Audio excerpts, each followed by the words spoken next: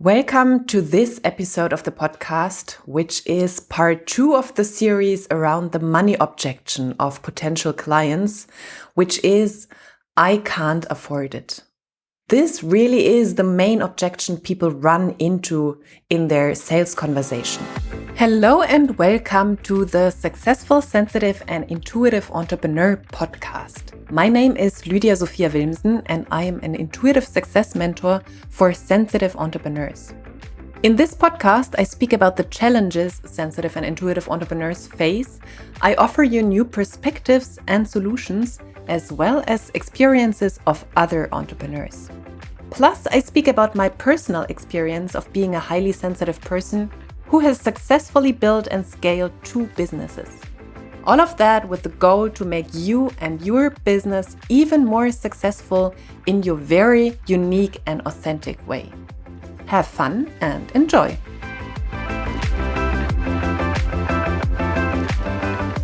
In part 1 of the series, I explained the mirror effect, what this objection actually has to do with you, what your potential client is mirroring here to you.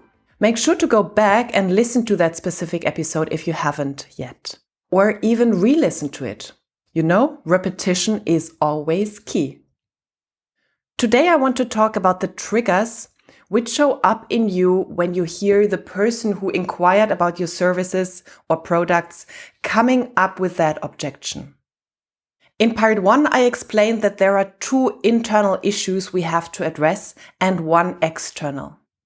The first internal issue was the mirror effect. And the second issue we are addressing today is the trigger in you.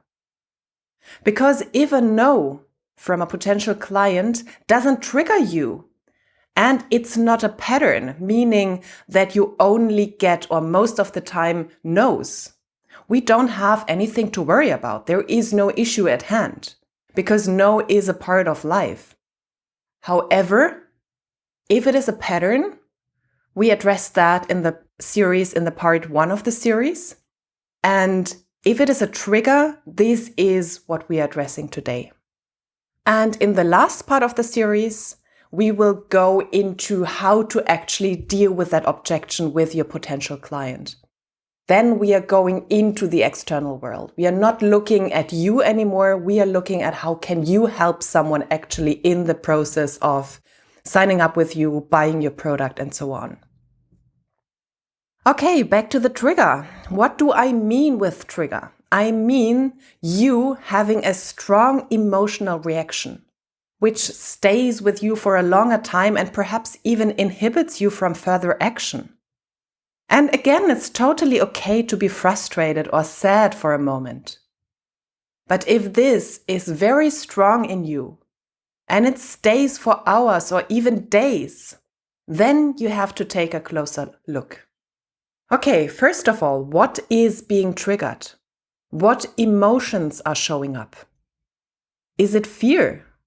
Like, how will you be able to pay your bills? And what if no one ever says yes again? I remember that one so much. And this is especially strong when you're up-leveling, because the old is gone. Your old clients, your old target market, your old offers, that is gone and the new is not there yet. So for example, you have a new offer, a higher ticket offer than ever before, and you have never sold that ever to a person. Then the fear of, when someone says no, it can trigger your fear of perhaps I'm not made for that. Perhaps no one will ever buy that. So if you already have several people having bought that from you for a lower ticket price or whatever, you know that it works. The fear can still be there, but a different story is attached. And when you're in this up-leveling process, in this bridging time between the old and the new, the fear of, can I really make it work, can be very, very strong. It could be another emotion like anger. Why is there another person saying no to me? Why can't you make it work and all the others get the job done? That's the story attached to it. It can be anger against the person saying no to you. Like, how dare you? This is an amazing offer. Why are you saying no? Or against yourself. Why can I just not make it work? What is wrong with me? All the other people out there, they make it happen in an instant. It could be something like repulsion. You start to hate selling, and sometimes even yourself. It's like even stronger than the anger, the repulsion towards perhaps even your work, towards yourself. It could be resentment, resenting the messenger, the person who declined your offer. Why the heck don't they invest in themselves? Why the heck don't they take care of themselves? Why don't the heck do they get out of their victim mode? You probably know that. You probably know those scenarios because I have been there. And my clients tell me the same over and over again. And it could, the resentment could also be like, my goodness, let's see where they end up without my help. This kind of smirking in your face, like, yeah, now they shall see what they reap with that. It could be a feeling like sadness. Like, this is not meant to be for me. I'm just not carved out for that. I can't do it anymore. Victim mode full on. And it can be perhaps mixed with a little bit of self-pity. Another big feeling is embarrassment. I can't make it work. And I don't want the world to see what kind of a failure I am. Another no. It's me. I'm worthless. How degrading. If you have to tell your colleagues or your friends of your family, again, yeah, okay, I was so close to making that sale, and again, no. Everyone was fired up for you already, and then it was like, oh my goodness, how embarrassing is that? This sometimes is stronger than what is going on within yourself. The feeling of that you need the approval from the people around you, and now having to tell them, again, you didn't make it work. Like, how embarrassing is that? And I have felt all of those for sure, every damn single one. And usually it's a mix of them, Sometimes it's very clear it is a lot of rage and anger. Sometimes it's a lot of like this victim feeling of sadness and I can't make it work. And sometimes the resentment, and very often it's a mix of them. And with those emotions, your limiting stories and limiting beliefs get triggered. I mentioned them a little bit already, and let's go deeper into that. The story behind everything, like unworthiness or not being enough, feeling overlooked, feeling like the odd one out, and the story of needing the attention for others to feel good, or the story of needing the money to make it work, the longing for approval. And this is deep-rooted attachment to making the sale, attachment to a specific outcome. And with being attached, you always lose. So leaving those stories behind, letting those triggers go, means to not attach yourself to the outcome anymore, to the sales conversation, to the person saying yes. It is detachment par excellence. You have to understand that it's not the other person making you feel that. It is yourself. Reconnecting with a past situation and recreating the same feelings of then over and over again. You're basically reliving your past. And it's about letting go of that now. It's not the other person telling you no, and then this person is somehow wrong and causing a reaction in you. It is the story you have already in you which is being triggered. Because someone saying no, you can see that without attachment and saying, okay, we checked it. It really is not the right thing for that person right now. And you stepping into heavy emotions and being triggered when it comes to your own story. This is connecting with a deeper unhealed part in yourself, which does not have anything to do with the sales conversation itself. And all of that you bring to the conversation. Even though you never ever mentioned it, it is part of the atmosphere you're creating. The stress, the neediness for the sale you feel, whether it be because of the money or recognition or appreciation, all that is the energy you bring with you. Without ever speaking about it, without even knowing it. And the other person will feel it. Whatever you sell, on whatever level, whatever price point, the elephant is in the room.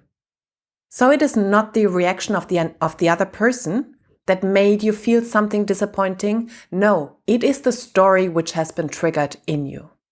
What is the solution? Of course, there is one, and you probably can guess what it is. As long as you don't heal your trigger and change your story, you will get those negative answers because you created the atmosphere for it. If you react with anger, that means there is a story behind it which has been there before. And you brought it with you to the conversation already, even though the anger shows up afterwards. Do you get me? So the anger showing up afterwards means there is triggers in you, there is a story in you, which obviously has been activated before because you act from that story. You are that person with that story and you make it about that story unconsciously. Your story is a self-fulfilling prophecy, and the anger basically is the result. So for now, the anger shows you there is something to resolve in yourself.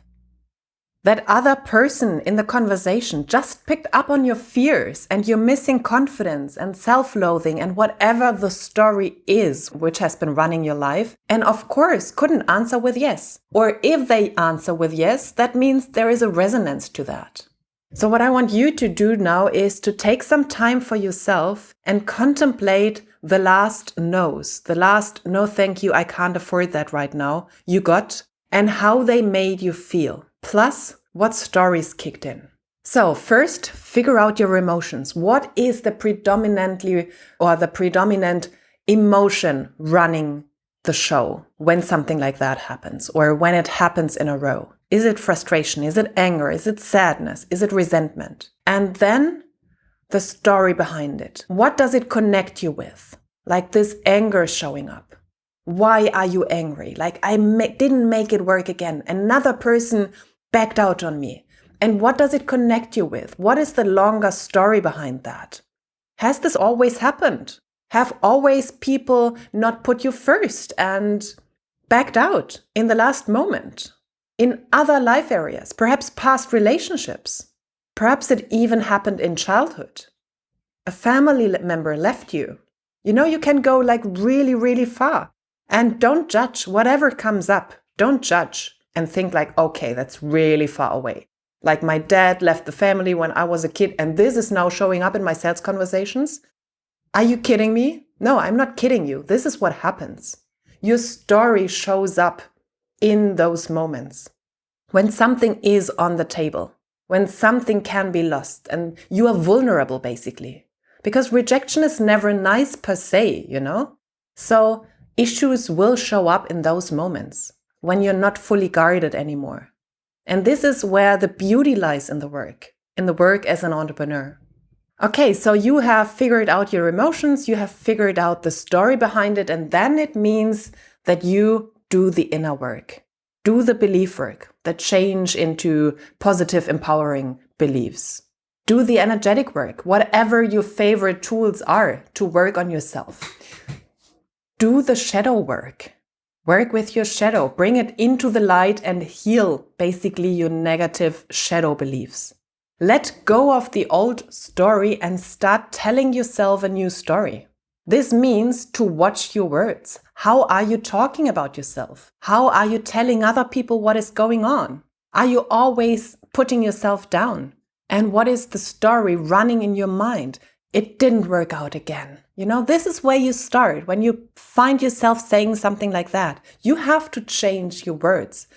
Start telling yourself a new story. This is a process, the whole thing.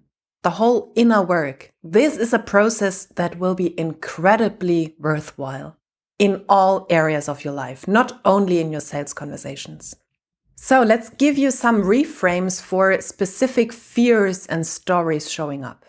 For example, a fear could be, I will never make it work. Then you can ask yourself, when have I made it work before?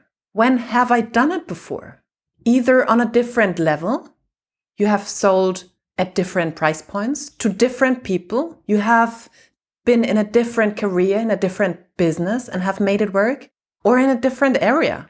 If you have really been unsuccessful in business for a long time, and this is the story running the show, where in life have you been successful? Raising your kids, being an amazing friend, being an amazing partner. See that it's a bullshit story you are telling yourself, and you figure out where you find a positive part of the story and start telling yourself that more than the bullshit story. Or it could be that there is a lot of embarrassment and you feel like a failure. Was there a story in your life that you felt like a failure? And is there a story in your life where you changed that? And what needs to happen to let go of it now?